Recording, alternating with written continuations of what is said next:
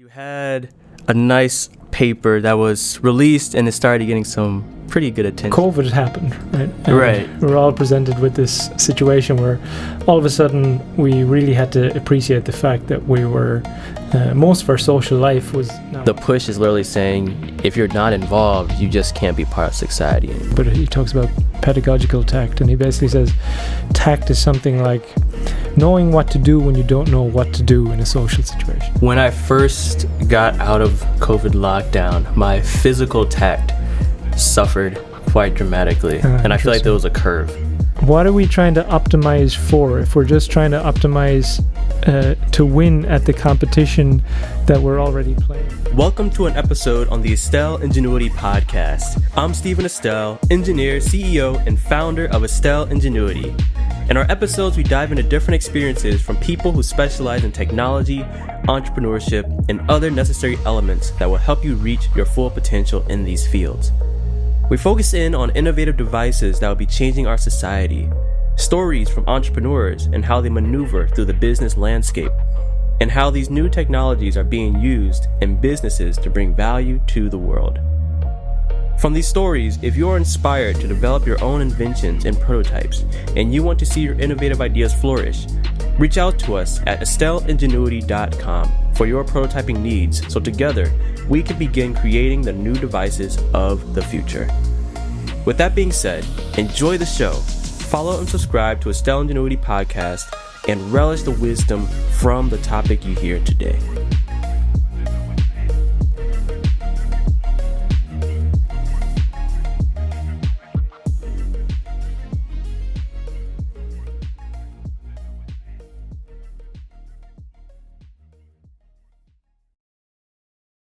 So today we're doing another podcast episode. For those who don't know, this is Stephen Estelle.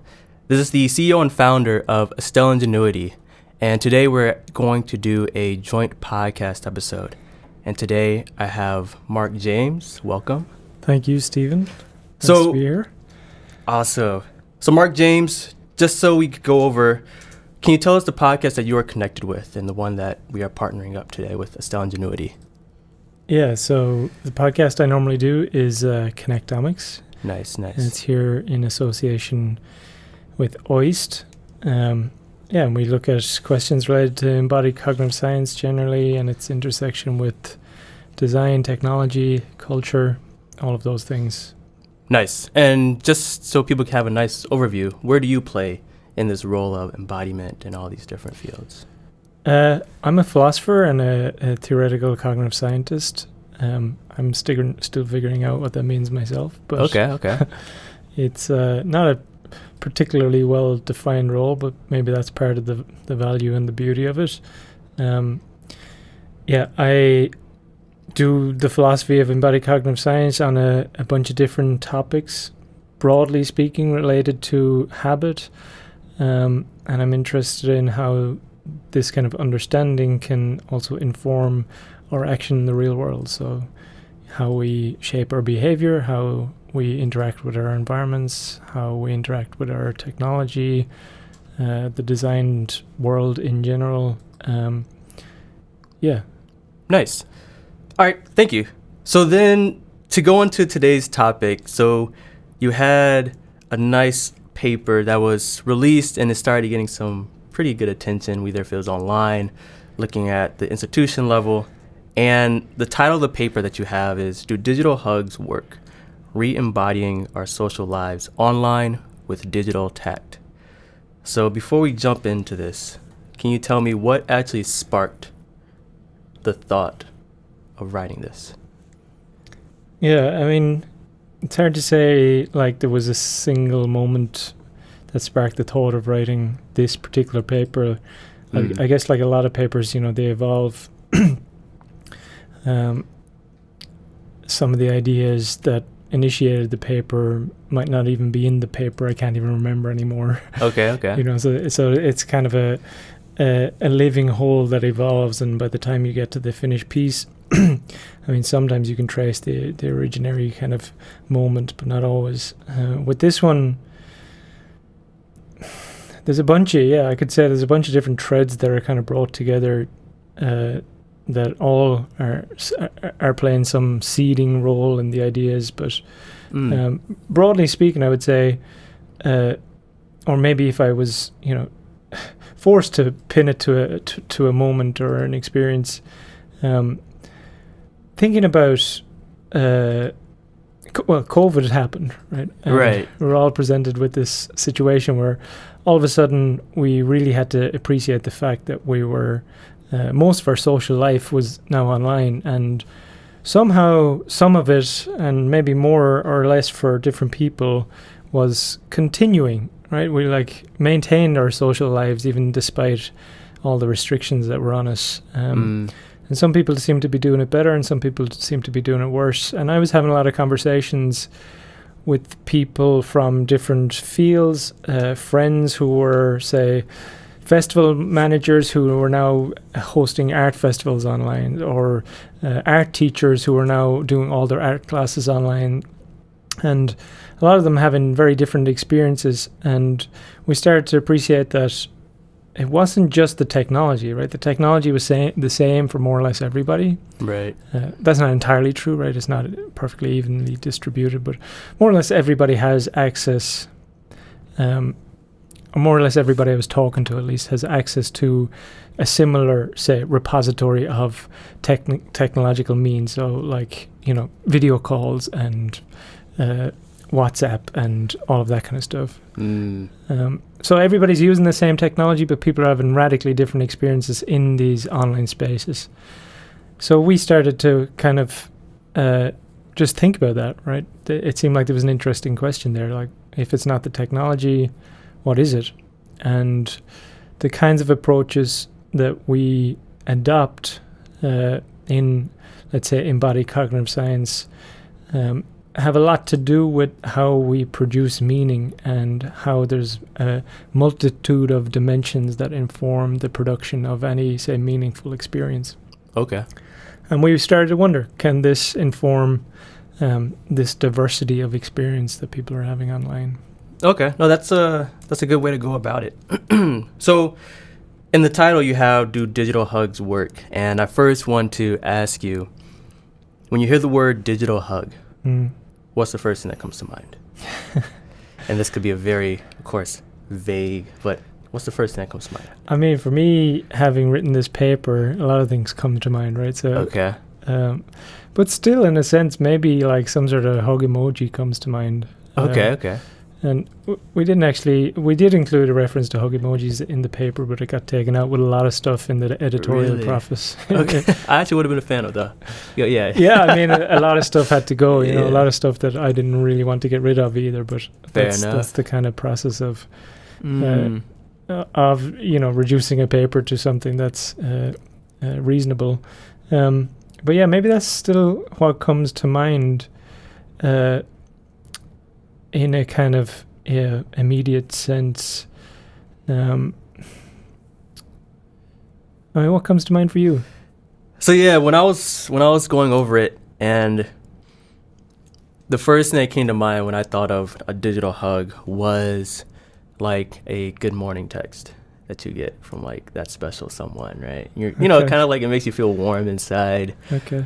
Or like I'm imagining when me and my friends or my family, when we play video games. Right.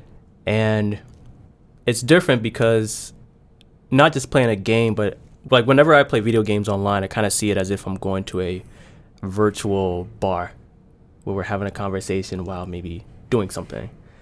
And during that activity, we will have, these inside jokes that make you feel a certain way that you feel you only can have with maybe people that you're really close with. So I kind of put all of that into this idea of a digital hug. It's like that feel-good feeling over a digital space, when in reality you're just by yourself looking at a screen. I mean, what you're saying perfectly describes what we tried to capture in this paper. Right? Yeah. And it's like, what you said about the morning hug or the morning text from that special someone. Yeah. Right? It's like the right thing at the right time in the right way, let's say. Or the fact that you describe something about the familiarity of the relationship that you have with the people that you play the games with, that there's, a space you enter that transcends merely the material or physical space within which you're playing the game as such. And that actually that's a kind of an emotional or affective space, right? That I presume some of these people are in the States or whatever. Yeah, they're all back in the States for the most part. Right, so it's pretty incredible that you can open up a shared, say, emotional space or affective space between people who are, ostensibly worlds apart, at least geographically worlds apart. Right, and I think that's what makes it kind of very interesting, because you can still have that feeling no matter where you are around the world. Right. So then, kind of diving into the paper, there's a couple of things that I wanted to ask you about to get. Can I just ask you one question? Go for it. So, like, in the example you describe, presumably there's kind of like patterns that have emerged in that space, that digital space, over time. Yes. And it took you a while to actually be able to produce that feeling together in that space. Yes. So actually, I would say,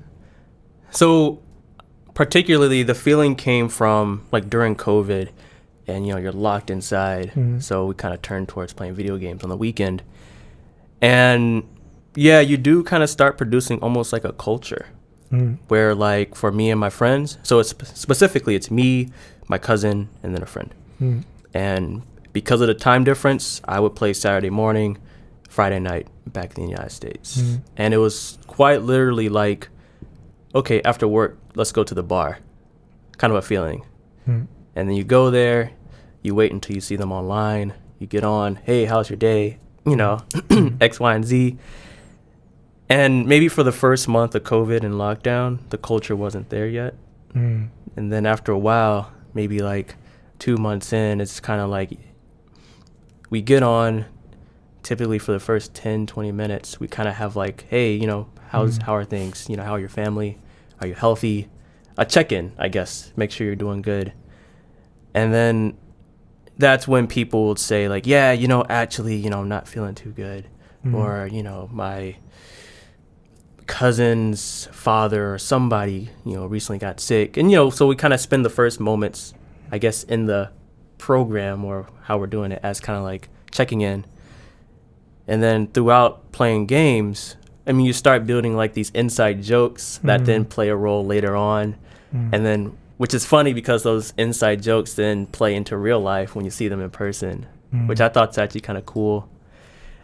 And when it comes to like the like good morning text, that's one of those things where, I feel like, you could look back and like maybe back in the younger years and you're like, oh, who's going to text good morning first?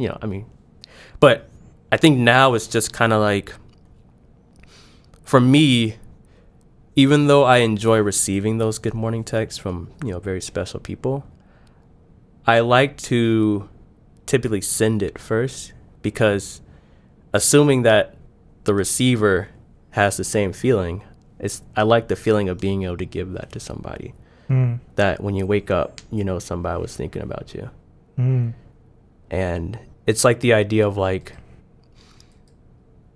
I like to, I guess, give the digital hug. Sure. Yeah, it's very, like, you can imagine something similar with a letter, right? You write a letter. Yeah. And you know how it's going to make the person feel, and you appreciate that. But there's something more immediate about the fact that if I send this text and they get it in the next few minutes, right, we're going to be somehow more coordinated in time around these feelings or something. But yeah, that's, the intuitions you're sharing, it's nice to hear them, because I think they were exactly the types of things we were trying to capture in this paper. Nice. And by capturing them, point out a few things about digital spaces that maybe people weren't so appreciative of. Well, certainly, like, people who, know these spaces well, gamers is a great example, are very familiar with all of this stuff, right? But the kind of academic world and the embodied cognitive science community, because they value so much, let's say, co-located face-to-face interaction, tended to be a little bit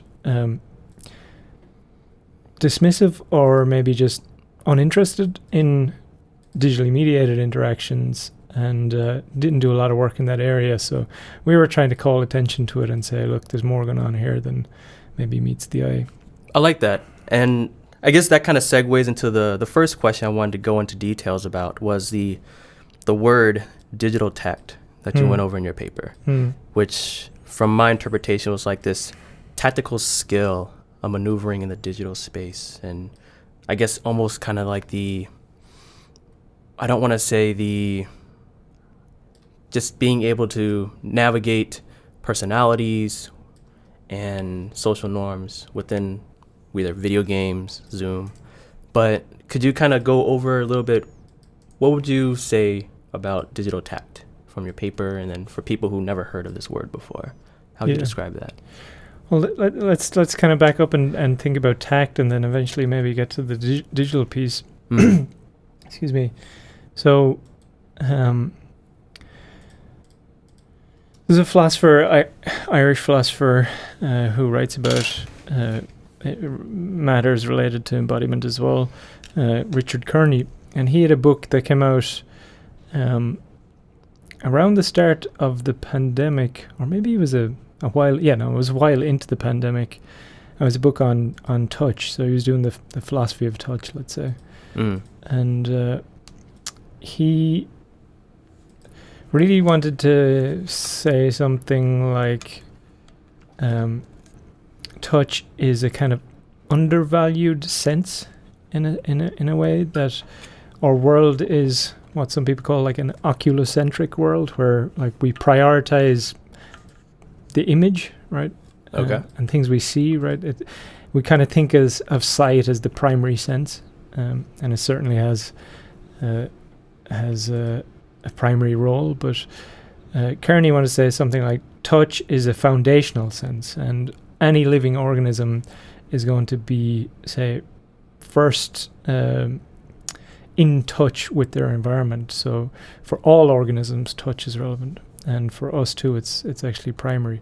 Anyway, he does a beautiful job in this book of cashing out the value of touch and what it is and how we should understand it and how it shows up in our world and all of those things. And in it, he says something along the lines of when we think about touch, though, we don't have to think about it purely as, say, physical contact. There's some sense in which, I can touch your heart, right? Yeah, like I feel touched by this movie. I'm touched by this movie. Yeah.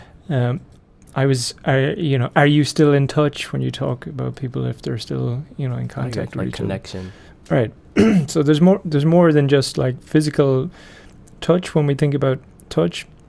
And then when he thinks about that in the kind of social world, thinks about it in terms of tact. And he says tact is more than just physical touch. It's a kind of integration of all the senses into a certain type of sensitivity, right, that transcends any particular sense and can also reach across space and time.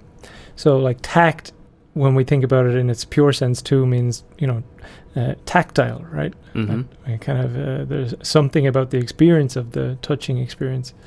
But he says, like, in kind of common usage of the notion of tact, what we mean is a kind of handling and kind of humoring of a social situation and the other people in it in a way that's like sensitive to their needs and the needs of the situation at large.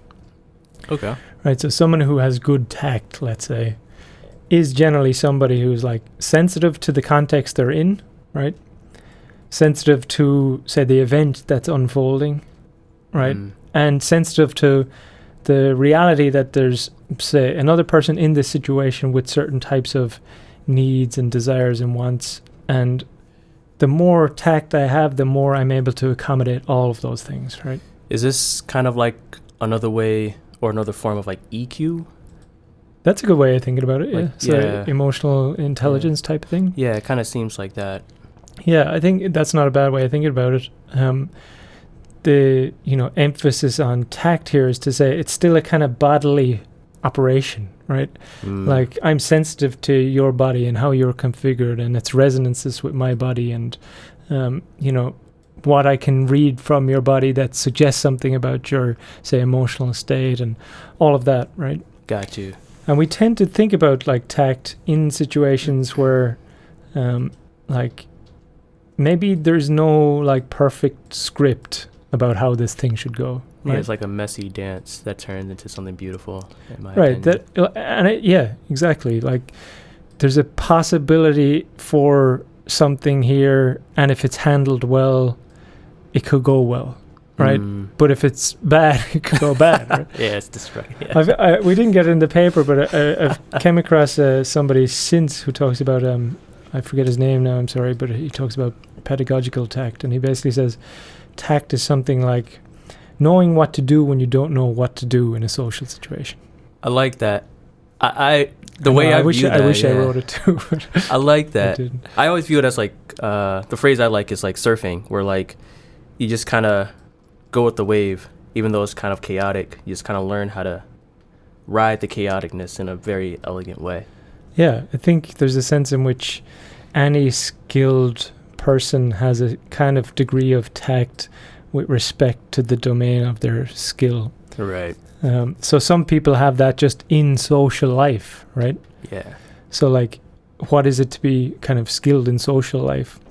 And, it shows up differently in different contexts and all that kind of thing. But the basic idea was, well, if tact is something that, is, again, it's not my words, but is what you do when you don't know what to do, and it can kind of transcend, say, physical co-location. Like we don't have to be in the same, I don't have to be touching you to be tactful in our relationship. In fact, as we write in the paper, often it's tactless to be in touch. Right. You don't want me to touch you. You just send them like a little email, keep up to date on things. Right. Yeah. Like, most people, when we think about them having tact, we're not talking about the way they like actually touch another human being, right? We're talking about a kind of skillful handling of a situation in terms of the language you use and where you position yourself and all of that.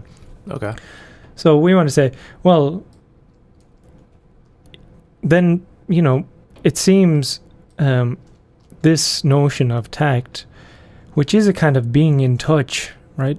But it doesn't demand physical contact.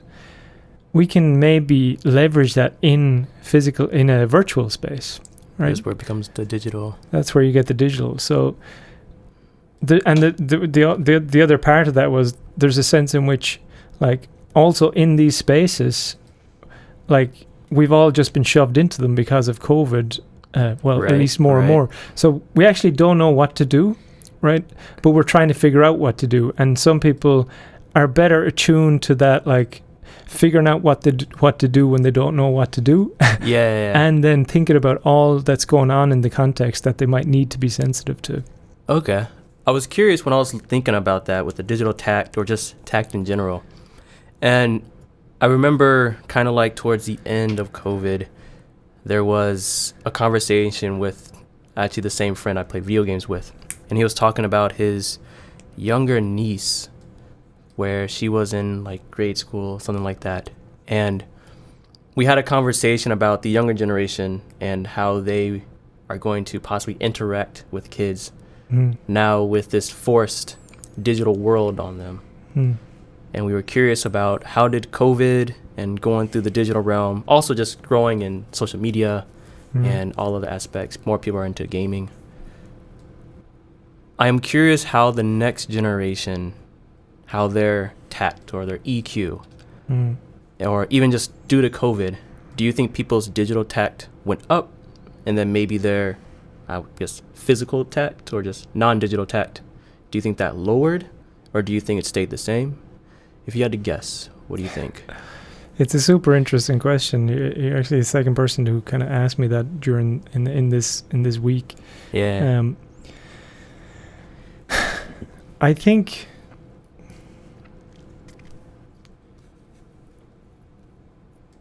like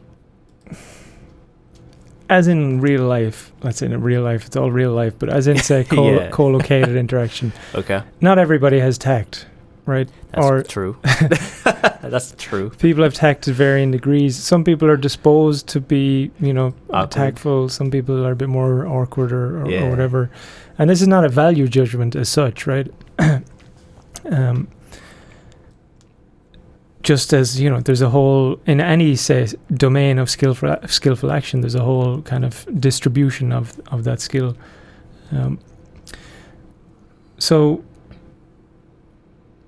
in these social online spaces, the fact that more people are in them, more people are going to develop tact in them just by virtue of the numbers, right? Mm-hmm. And I think what happens there is that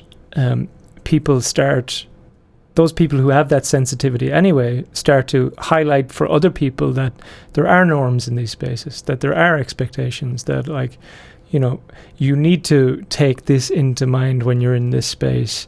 And whether or not everybody starts from that place with time and with say development and the evolution of culture, whatever, other people get taught about these say norms and so on. So I think on the whole there's a kind of a rising tide that lifts some of the other let's say skills of the other people who share those spaces, even if they themselves are not super tactful. So I think over time, it's definitely going to increase in these spaces, and the amount and distribution of these technologies, insofar as it's growing, is going to welcome that. But whether or not that leads to necessarily say something like better mental health or better social relationships per se, I don't think I can say anything really meaningful about that. I don't have the data or the kind of qualifications to say that properly, but I mean, our general sense is people with tact in these spaces tend to produce better experiences for themselves and others in these spaces. So it seems obvious to say it's going to be a better experience for people in them if more people have this kind of tact. Okay. I'm thinking for myself, thinking of my personal journey through COVID, going through digital meetings and things, or even just thinking about the big social media wave over the past decade. I think when I first got out of COVID lockdown, my physical tact suffered quite dramatically. And I feel like there was a curve. Yeah. For example, now I actually need to look somewhat presentable. For example, you're used to just kind of sloppily laying. You're just on Zoom. You just literally woke up. Your hair's not done. Maybe you got I don't know, crumbs around your face from breakfast, and or even just thinking about your appearance, right? And then now, when that ended, and I was like, okay, time to go to real life meetings. Sure. And I had to all right, let me make sure my hair is clean. For the first week, I don't know, it was a little bit of kind of and this is kind of annoying. Now I got to go back to this. Sure, it's kind of troublesome. And in addition to that, I'm curious if the rise in digital tact will possibly degrade normal in-person tact, just because there's this whole idea of people are so used to interacting over the digital world, whether if it's introducing yourself to somebody or dating X, Y, and Z.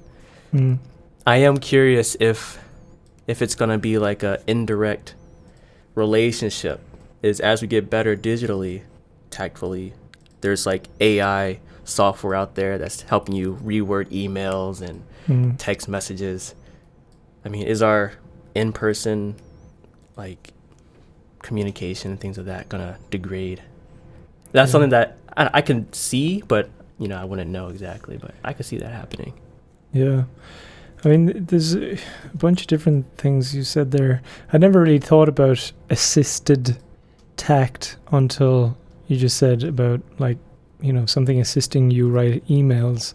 In that way, actually, I might say, this person is in this type of situation and I want to write a tactful email, and AI might help me do that. That's interesting. That's interesting.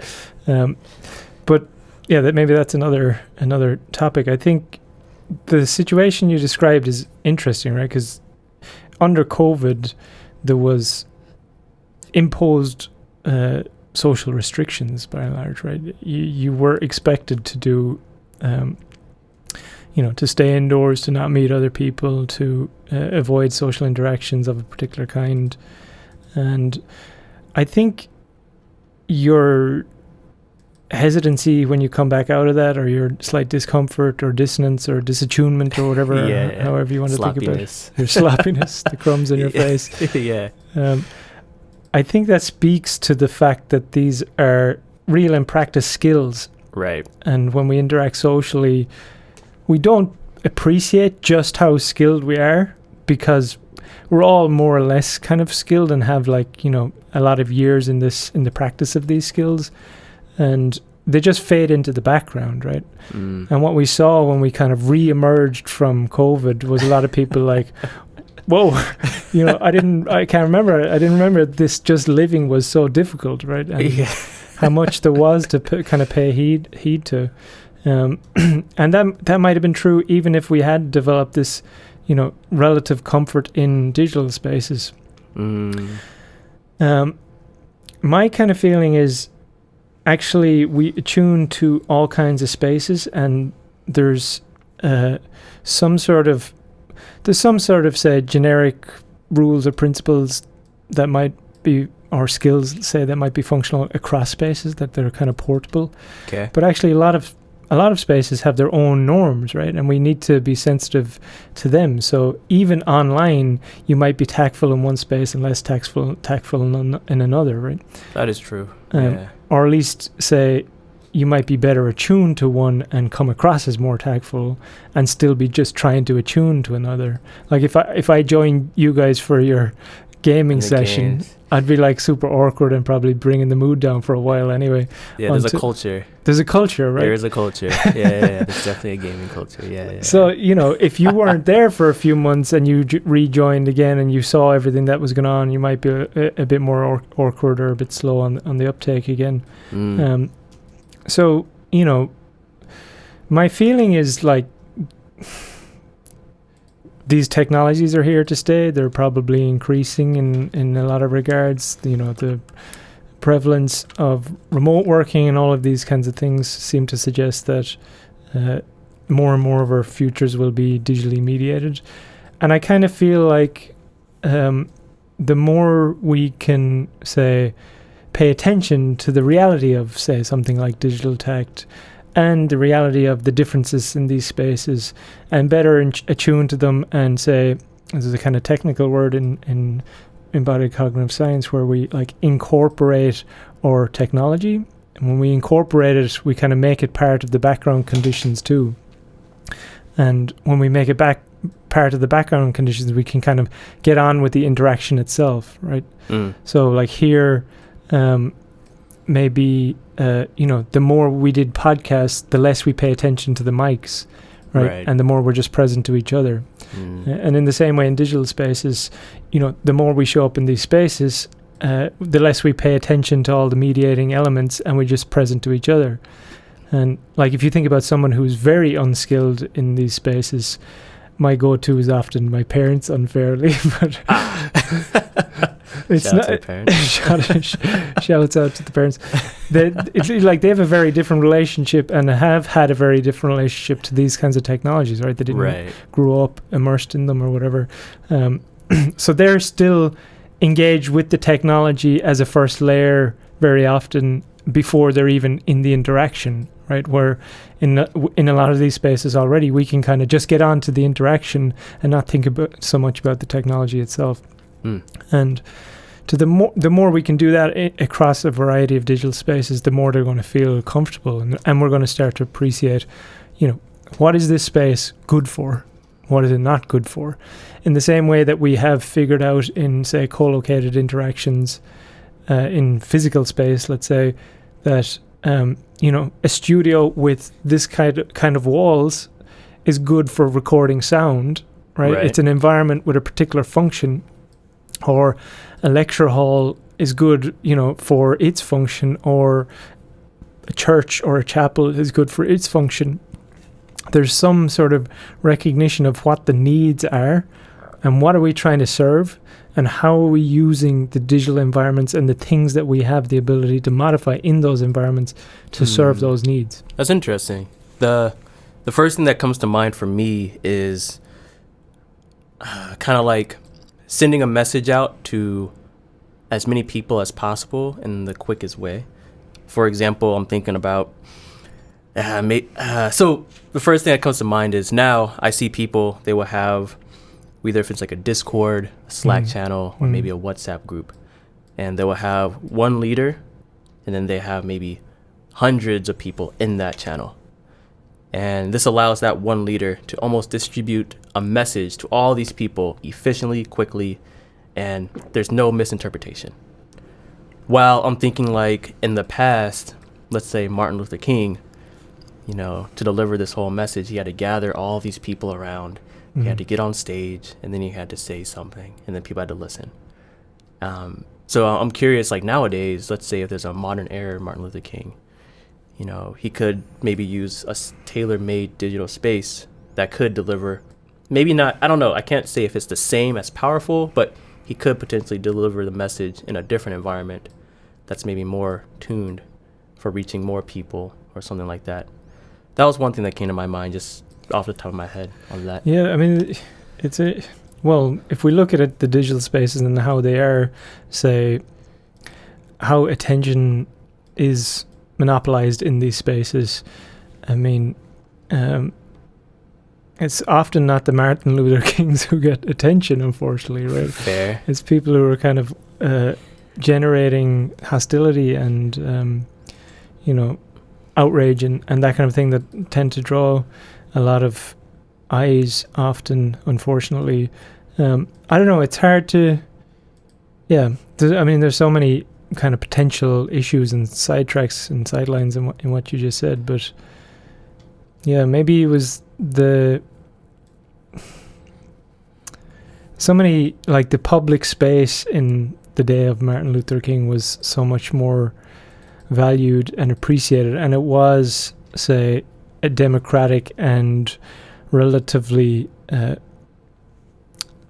shared common ground for people in a society to all access, right? And now there's so many public spaces that there's a kind of dilution of a lot of voices, and often people are forced to be. It's not true that everybody has to be, say, bombastic or scary or whatever, or negatively valenced in their message to get attention. I mean, people do get attention for good things too, but the spaces are so diluted. It's hard to say how to best think about what would be the ideal kind of public space for those kinds of messages. That's true. So before going to the next topic, I want to ask you two questions. So from your experience in the digital space going through COVID, can you just tell me what was the thing that you loved and what was the thing that you hated about the digital space? Oh, that's interesting. And just to give you a quick one for myself, I love the fact of being lazy. So, for example, the camera just captures maybe your shoulders, and like a lot of times I'm in pajamas. And I was lazy, I was convenient, and it was kind of socially acceptable to kind of like, you can eat while you're having digital meetings, while like some meetings, they don't want you to eat or drink. Right. I like that aspect, but I disliked the whole, you can't have side conversations that kind of like supplement the meeting. Sure. Because it's always just like one person talks and everybody listens. You could like do maybe a little private chat, which people would do, but like I couldn't, while he's talking, I couldn't say, hey Mark, did you get the notes? Can you highlight this for me? Or Sure. Those were the two things that I thought that were nice, and then parts that I hated.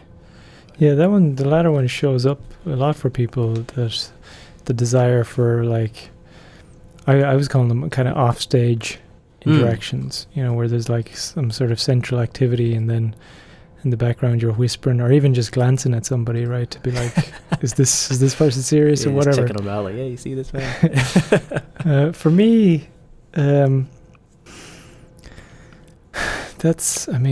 I think I enjoyed just the kind of diversity of exploration and more hearing about the things that people were getting up to in these spaces than actually being participant in them myself. Okay.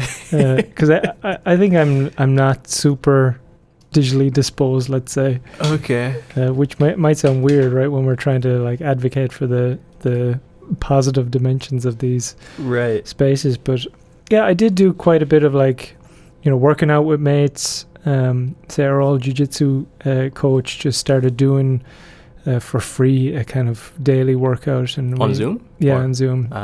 We got involved in that for a while, and that was super good, and you felt like still connected to the club and all of that. We were playing poker, me and some friends on Zoom. We found some, again, it took us a while to find the right technology and everything that would kind of accommodate all of our needs, but we found some software that we could easily play poker together with. It's like those like iPhone games, or is it like something different? It was in the browser. It's just a website in a browser, and we could all play remotely, and we could all just see whatever the tally was and everything. Oh, that's interesting. Yeah, it was good. Okay. What else? I think, I mentioned my friend before who is, he's like in the Arts Council in Ireland, and he oversees, he used to oversee the kind of festivals. So he was very attuned to all of the festivals that didn't happen and then migrated online. And he shared a lot of interesting examples with me where, for instance, people were coming up with remote art exhibitions or like different styles and say genres of art, even where like they would, for instance, get people to do a kind of participatory art, but digitally mediated participatory art, right, where everybody shows up and then they get some sort of instruction, and then they're told to go to some place in their community, and once they're there to do something and then check back online, and these kinds of things. So all of that was interesting for me to hear. I liked did you hear about the rise of all these digital concerts? I thought that was very neat. No, I didn't hear about that. I know that the people have been trying to do that for a while, but so I first came across this idea. It was actually on the video game Fortnite, but then I started seeing other artists. I don't remember exactly the other big time artists, but the idea that they did on Fortnite is, so first, Fortnite's a game. You have a level with 100 players. Normally you're just fighting each other. Right. But they had a special event where they would have a music artist, Marshmello, he's a DJ, and they would say, all right, you can't fight in the game, but the map is open for like an hour show, and then they would have a hologram of the DJ actually like DJing, and it's almost like a immersive music video where you're actually playing the avatar in the music video, but it's like a concert. Right. And then they were saying like the benefits of this was that it was totally free, so people from around the world who did not have access to the certain cities that artists typically go to, they were able to experience the concert, which then allowed the DJ or artist to get a bigger crowd of followers. So it literally benefited both parties. And on top of that, there was another case for people who typically had like social anxieties and didn't like big crowds. It allowed them to enjoy a social atmosphere where they can meet their friends online, listen to a music that they really love, and still kind of, I don't know, I can't say if it's the same feeling, but like when they have the headphones on, you can hear the music. Maybe it's similar. It's not, I wouldn't say it's like a music festival where you have people like, bumping into you and you actually feel the vibration inside your chest. But people really liked it because they were able to experience these music festivals that maybe somebody in one country would never be able to do so. Sure. So that was one thing that I actually thought was pretty nice and powerful during that time. Yeah, I mean, there's so many examples of this kind of thing and people doing it, to a pretty high standard. And again, that was partially what inspired some of the ideas in that paper. And we noticed, around the time of COVID, for instance, there was a conflict resolutionist, and she's an academic called Priya Parker, and she had a book called something along the lines of How We Gather, or The Art of Gathering, or something like that. And it had come out a year or two before COVID, and then COVID struck, and she ended up getting a lot of people connecting with her and asking her, we were planning to have this gathering. I know you're like a gathering designer, let's say, event designer of sorts. We don't want to cancel it. Can we do something online that's, equally interesting or whatever? And she took a bunch of kind of principles from her own work about, what makes a good gathering anyway. Yeah. And then kind of thought about them or recontextualized them for digital spaces, and found that she was able to, say, curate gatherings for people, whether it was like a bar mitzvah or a birthday party or a graduation ceremony or whatever it was, and do it in a way where people actually had a better experience, reported having a better experience than they would have expected to have had they just done their own gathering anyway, right? Interesting. So that's interesting, yeah. I can't remember all the principles. If you want to check out what they are, just look at her work, Priya Parker. But there was something like, get people to commit and involve from the start, right? So before we even show up to the place, I'm telling you what's going to happen, and I'm getting you to make some active commitment, like, okay, I'm going to prepare something for the gathering. Okay. Right? Maybe a potluck or something, right? So you have to start thinking about the gathering already. Yeah. So already it's meaningful, right? And the question is, how do you keep like layering on additional meaning? And maybe it's like once the gathering's in place, everybody gets a role, right?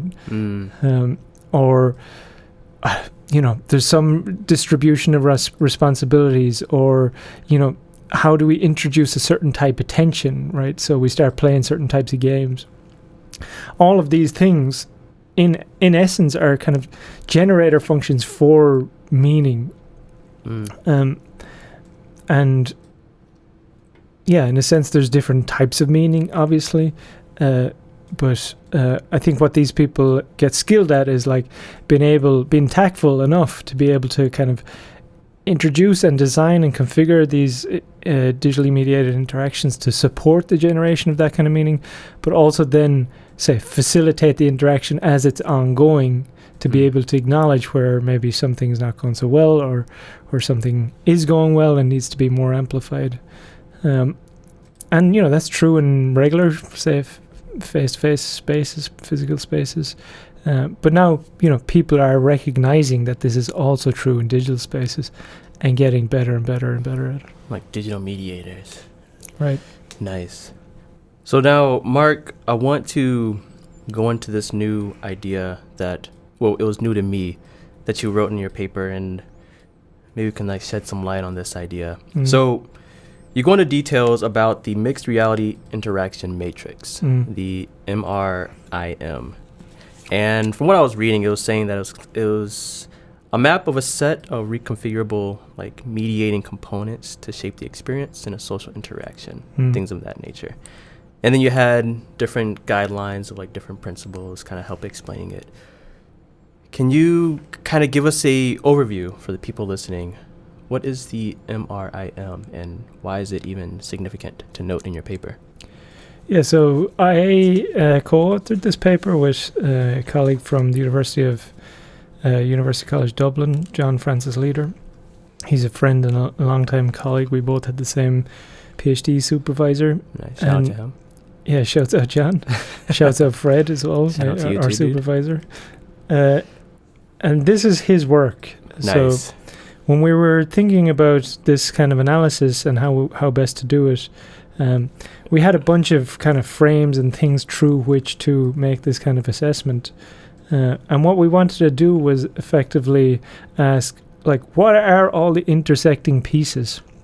And we played around with a bunch of, like, say, ways of decomposing what all those intersecting pieces was, and eventually settled on what John had done already previously as, say, the most elegant way to do this. So John is a therapist, but he's also like a real pioneer in the kind of space of virtual mixed reality therapy. And he's interested in using virtual reality to support therapeutic interventions with clients and patients.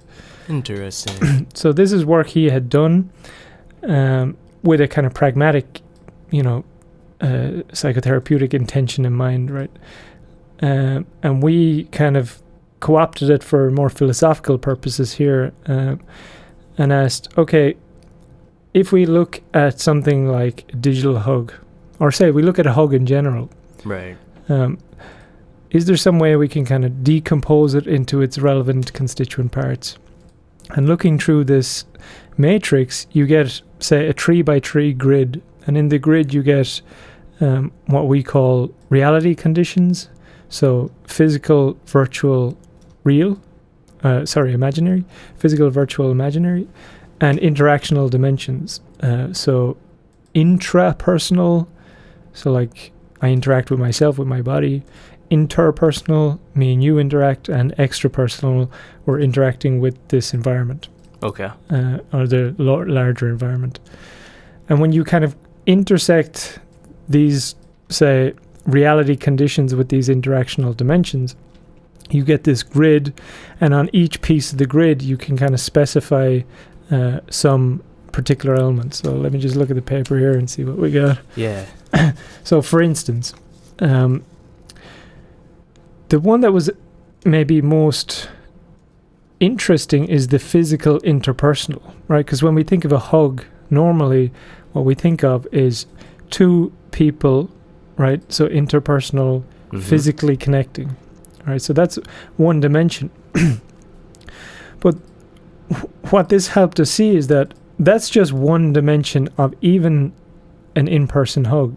In an in-person hug, you still have, say, 8 out of 9 dimensions left over to consider, right? So in an in-person hug, you will also have extrapersonal physical features. So that might be like where the hug takes place, the kind of temperature of the room that you're in. Could it be like a cultural thing, like based off like when you said where? Extrapersonal imaginary, extrapersonal virtual be more the kind of cultural things. Okay. So like what are the norms of the space you're in, right?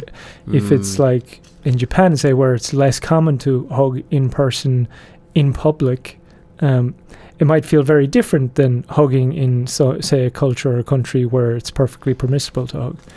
So, but you're getting at exactly the right intuition. Yeah, right? yeah. Like all the little elements add up, right? And we might not think about this. We just think about a hug as just a physical embrace, but actually all of these other components are operative. No, that's interesting, especially when you travel around and, you're trying to, be comfortable. You don't want to hug somebody and then they're thinking you're up to no good. Right. But no, it is kind of interesting. Like you have these 9 different variables and you almost automatically just kind of tune yourself without even thinking about it. Yeah. Right. And if you think about, go back to the notion of tact, right? Right. Tact is in some sense the ability to, like, even if you're totally not conscious of it, tune all of these elements in a given situation to generate some sort of meaningful experience. Right? Got it. I got you. So the MRAM just functions like a map, right? If we didn't have this, we'd just be like, oh, there's a few things going on, right? Yeah, let me just like throw a dart and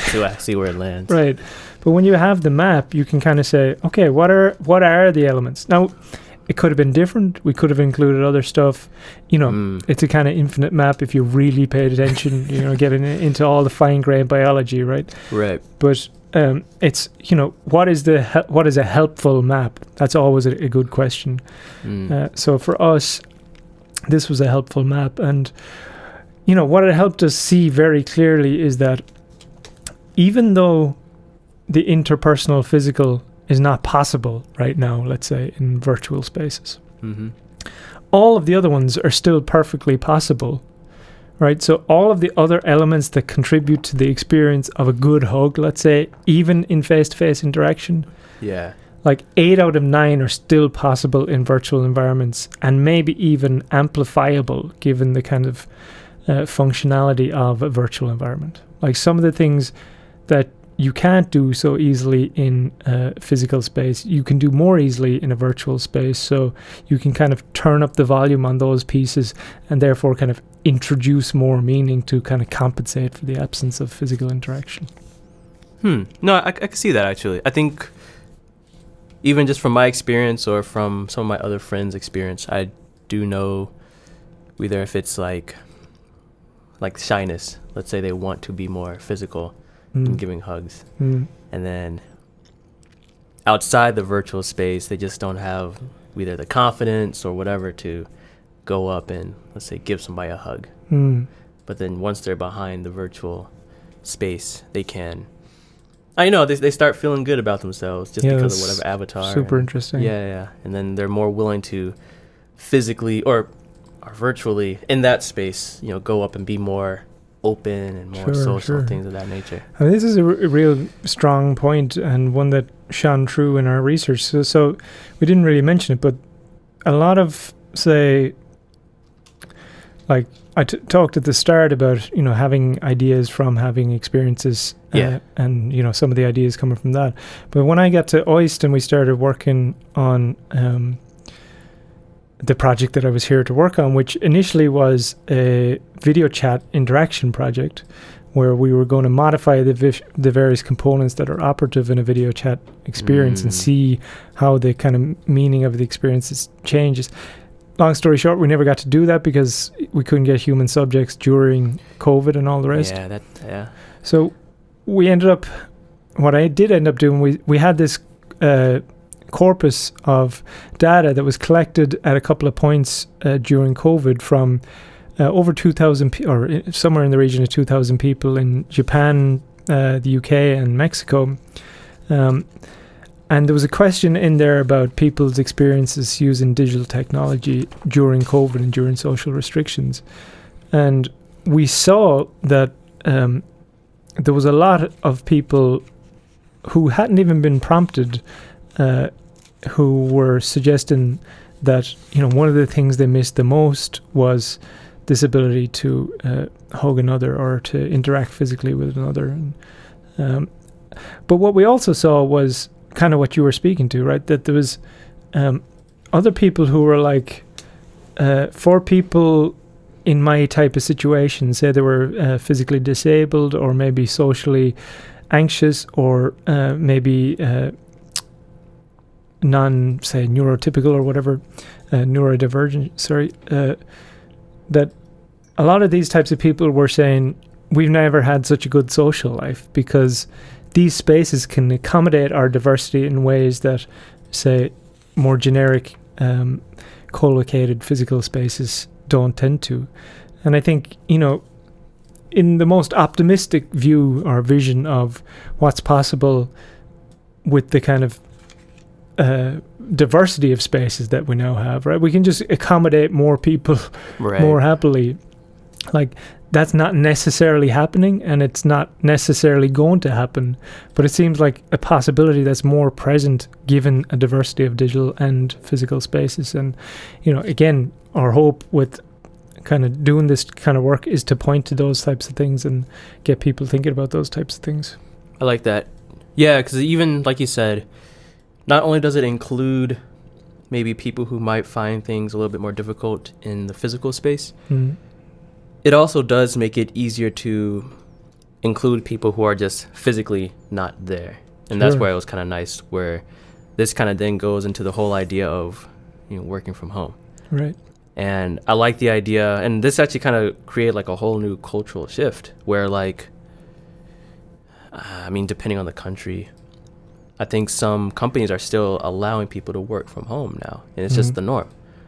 And either if you agree with it or not, some people find the benefit of it because of just well-being, and that now this new variable allows new ways of working, which I think it's actually beneficial, and also it could potentially allow people with like really incredible talents to find opportunity, because now they're accepting people from all over the place. Mm-hmm.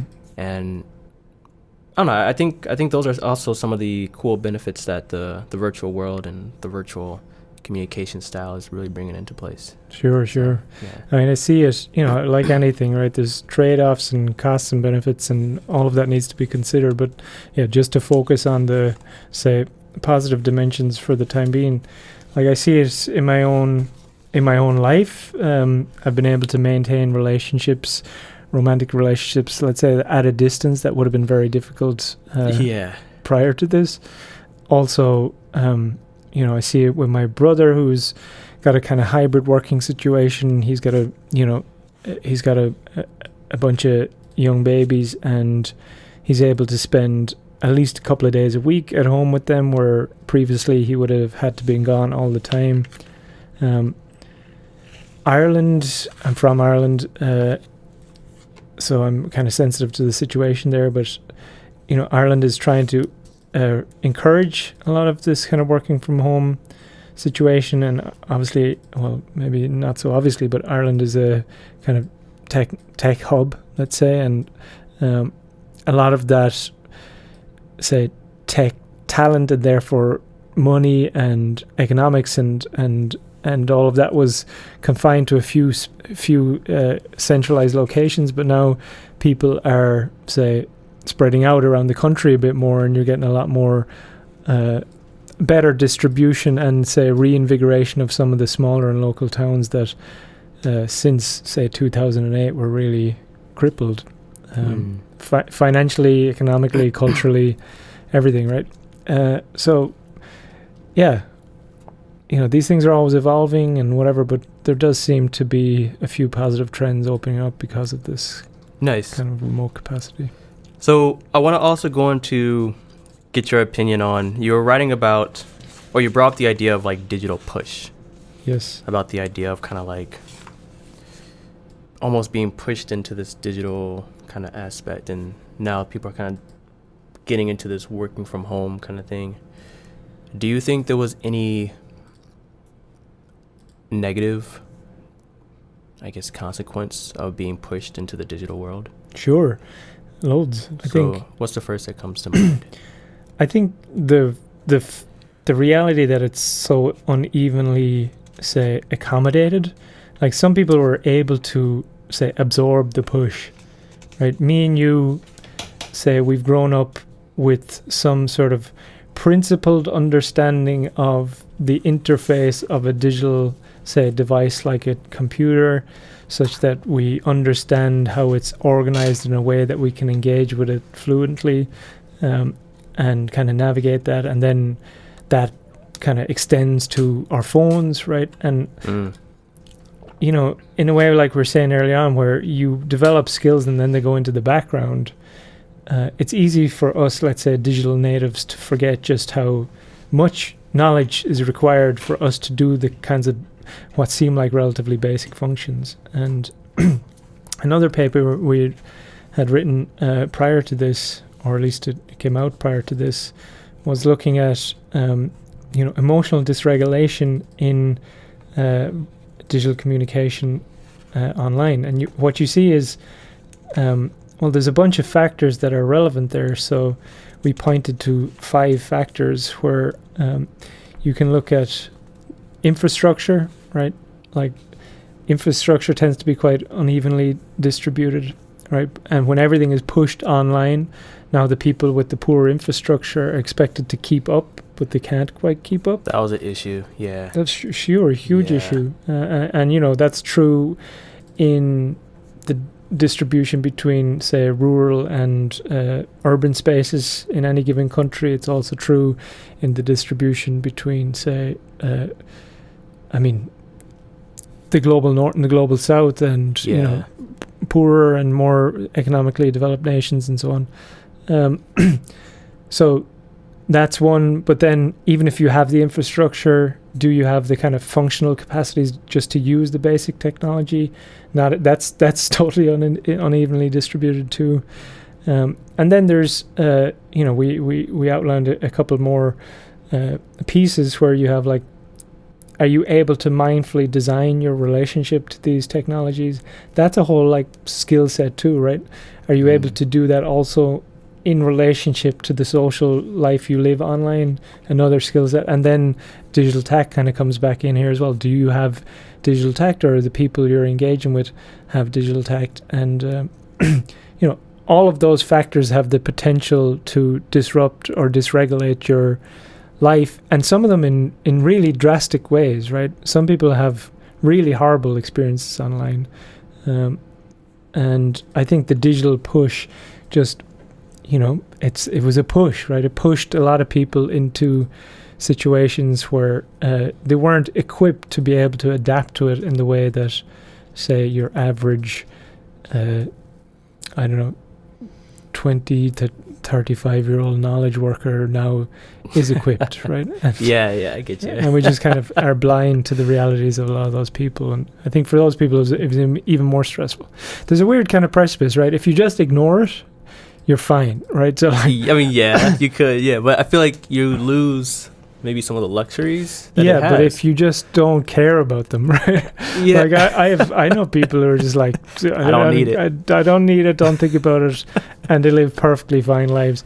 Like, if you're that, you're good. If you're kind of on the precipice of like, I should be good at this, or I want to be, that's when you run into issues. Yeah, you got to either be all in or not even in at all. Yeah, but it's true though that even if you don't want to be, so much stuff is ever more demanding that you do, right? The push gets greater. Yeah, the push is greater, and it makes previous technologies and norms and ways of doing things redundant. So you kind of are forced to keep up in some sense. I'm just thinking about, I don't know, filing your taxes or something, right? Yeah. The more that stuff goes online, you have to develop some sort of literacy, and for some people that's difficult. Yeah, even thinking about, I remember talking to some coworkers about giving their first Zoom, either if it was a lecture or a meeting, and there's always like, this learning curve depending on who they are, of like, how do I connect a Bluetooth to my computer, and then you go over that, or even like, setting up the webcam, for example. Not many people even use the webcam. Sure. But yeah, I guess I'm curious if this digital push is going to be so great that, I mean, essentially, even for the people that don't want to be involved, the push is literally saying, if you're not involved, you just can't be part of society anymore. Yeah, in a certain regard, yeah. Yeah, like, I don't know, if an example was, if we were to go down this way of digital currency, and then let's say people want paper-based, and then they have to learn how to set up all their banking on, first they have to get a smartphone or some kind of device, and then figure out how to set it up on there with this whole face recognition and all that stuff. And so, yeah, I'm curious if there is going to be a point where there is no other option. There's no more cash-based money, or there's no more in-person meetings. You have to learn how to do it digitally, or you just don't do it at all. Yeah, I mean, probably in some places, right? But yeah. I feel like we really do value. I mean, that's another thing we as good as you can get at digital tact, you still appreciate meeting people co-located. Yeah, that's true. And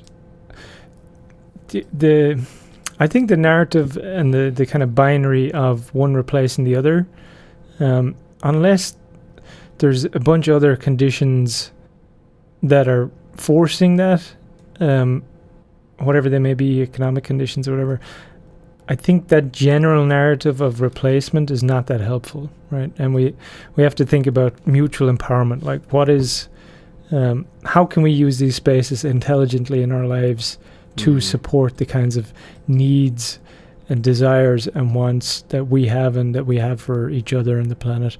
And how can we resist their more destructive tendencies. And like with any technology, right, these things take a while to kind of settle in, and for us to appreciate, and for us to notice that something is going awry over here, or understand how to address it and so on. Then there's other. I don't think I'm like well positioned to speak to all of the concerns around AI and all of that, but I just tend to be a bit skeptical about any of the kind of grand narratives about technology, whether they're utterly kind of pessimistic or excessively optimistic. We're human beings having to reckon with very human problems, and our technologies are probably not going to free us from those problems anytime soon. And probably not going to make them, well, hopefully not, so much more worse either. Yeah, I will hope that would be the case. So then, let me ask you one of the last questions then that I have for you. So, after your experience of putting this together and having this understanding of tact in the digital space and kind of how to categorize these different variables or aspects of what it is to get a hug, what do you think was the biggest picture that you learned after you finished this, you completed it? What was probably the most groundbreaking thing that you thought about and kind of took away from this? Groundbreaking? I'm not sure. If not groundbreaking, but I guess something that you hold on to. Yeah, the take home for me. Yeah. I think the real take home for me was that we don't take these things seriously enough, and just how much of a shaping function our technologies play in our lives. Like there are, say, philosophies of technology, and there have been for a long time, but it's long been a kind of relatively niche, remote corner of the world of philosophy. And even within our own discipline, which has tended to be quite forward-looking, embodied cognitive science, tended to be, sensitive to the present moment, forward-looking, ambitious, all of that. I think even there was a huge blind spot to the presence and function of these technologies in our lives. And I think, there's a theorist, I guess, Dave Snowden, who also says, like, it's very hard to change people, but you can quite easily change interactions, which in turn change people. Interesting. And if you can change the technologies that shape those interactions, in turn you change people in very profound ways. So, the thing maybe that I walk away with is like a sensitivity to just how powerful the shaping effects of technology are through their influence on how we interact with each other, and also the kind of maybe opportunity that exists there, right? Because what we are in some sense getting direct access to when we devise these technologies is a kind of mediating force within the ongoing interaction for human beings. So that's a powerful realization maybe, and a powerful responsibility for people who are engaged in building these technologies. I think there's there's a lot of overconfidence and kind of a hubris that people often bring to like engineering and design of technologies, and for me, maybe rather than seeing another digital push, I'd like to see generally a kind of digital slowing down, maybe. I can understand that. A sense of, and I know this has been kind of called for in the AI space too, and I kind of welcome it. Like, what are we trying to optimize for? If we're just trying to optimize to win at the competition that we're already playing, I don't know. We're just, I don't know. The kind of let's say we're getting better at keeping up with the kind of conveyor belt, but as we get better, the conveyor belt just keeps getting faster, right? Yeah, I agree. And I think that's just sadly the game. Yeah, it seems to be, and I want to resist the fatalism that just says, well, that's just the way it is, right? Yeah, Because it's not the way it is everywhere, and it needn't be the way it is, and maybe, yeah. Interesting. The notion of tact is interesting in a way, right? Because it's not about like, in a way, it's about relationship, right? Mm-hmm. And it's about what does this situation need as a whole. It's not about me in this situation as such, right? And maybe there's a kind of a ecological tact that's necessary too when we think about, the design of our technologies, or just a kind of, why not? Yeah, let's say digital tact, right? When we think about designing technologies, how are these technologies supporting the relationships that they will mediate? And I don't just mean the kind of interactions between the people who are in them, but like they're also in a context, in a wider world, And the more we can kind of get people thinking in relational terms like that, and about how their bodies are, at the center of these relations. Right.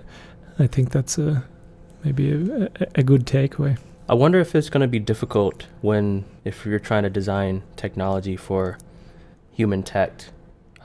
Reason why I think it could be difficult is just because of the evolution of technology. For example, like the smartphone was built, or the phone, was just built to have a phone call. But then now, even though we call it a smartphone, it's maybe 1% a phone. Sure. That's so interesting, yeah. Or like same for YouTube, where it was built to be like here's a video of my child graduating, and then you share it to your family, and then like everybody shares on a platform. Right. But now the news is on there, the sports live, it's television. Sure.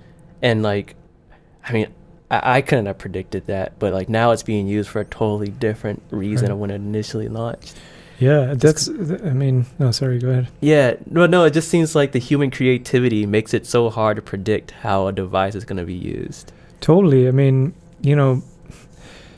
With any invention, right, there's first, second, third, fourth, fifth order effects, right? The invention it produces a feedback loop within a culture, within human minds that, starts to take it in directions that were unintended, right? The classic example of like cars and the petrol engine was invented to address a situation in London where there was too much horse shit on the streets, right?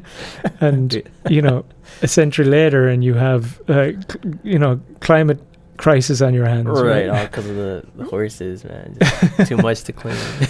So it's totally unforeseeable or unforeseeable, but I don't think that like we should adopt a fatalism in view of that. I think you can still ask, there are people doing this, and this is part of my own work too, which we didn't, get into at all. But like, we need to get better at foreseeing, like, what are the first, second, third, fourth. That's tough. That is tough for sure. But some things are more obviously going to have negative outcomes and positive outcomes and so on. Yeah.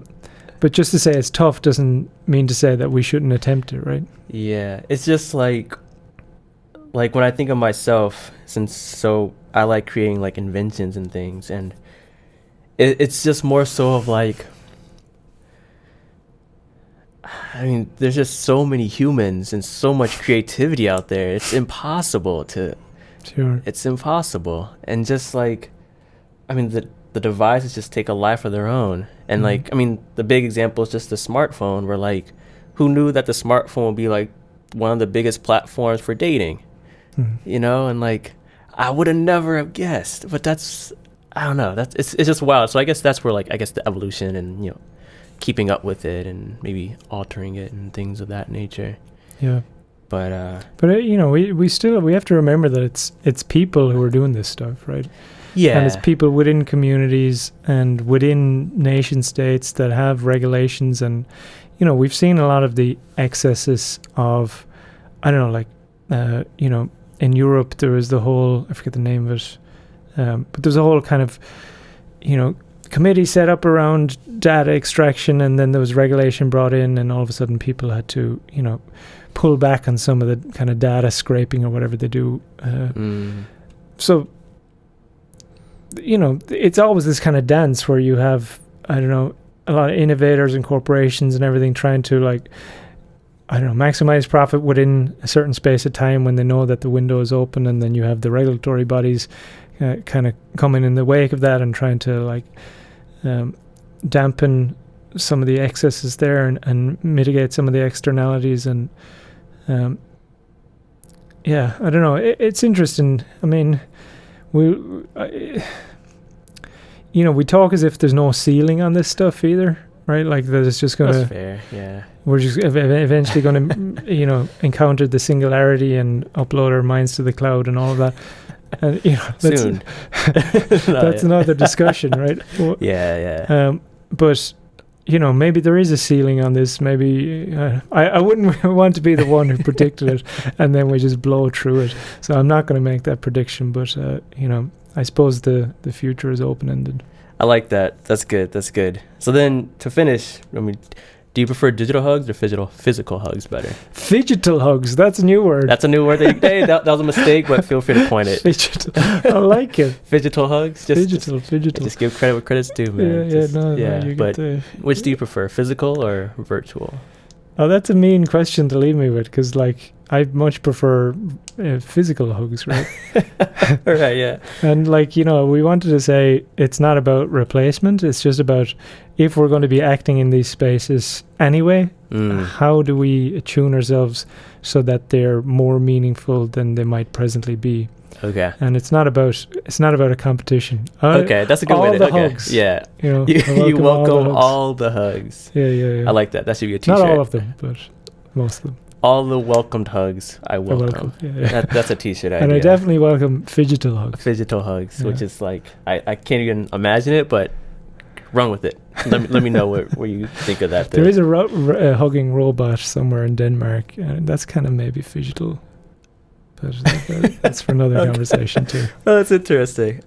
Okay, then let's stop there. So then, for the people listening, so this is Stephen Estelle, as I mentioned, the founder and CEO of Estelle Ingenuity. So that podcast is going to be on Spotify and Apple Podcasts as well as YouTube. And then for Mark, for any new listeners, would you like to show them where they can reach you at and maybe find your paper as well? Yeah, you'll find the paper online. It actually got a lot of a press around the place. So if you just type in "Do Digital Hugs Work," you'll find either the paper itself or somebody reporting on the paper. Mm-hmm. But you can find the podcast. The podcast is pretty slow on my end at this stage, just with other priorities. But you'll find it in all your podcast platforms. But it's Connectomics, Connectomics. And it also goes out on the OIST podcast feed as well. So you'll find it there too. Jack, come over if, you know, any of the stuff I was talking about seems interesting. That's kind of, you know, some of the discussion we have on my podcast. So, or you can just connect with me online on LinkedIn, Mark James, you'll find me there, or mostly on Twitter, or my email is mark.james@oist.jp. Awesome. And then for myself, my name is Stephen Estelle, and feel free to visit estelleingenuity.com if you want to get in contact with myself as well. So with that being said, it was a pleasure doing this interview. Man, that was good. It was good fun. Thank you. Taking off from there. See you. See you, brother.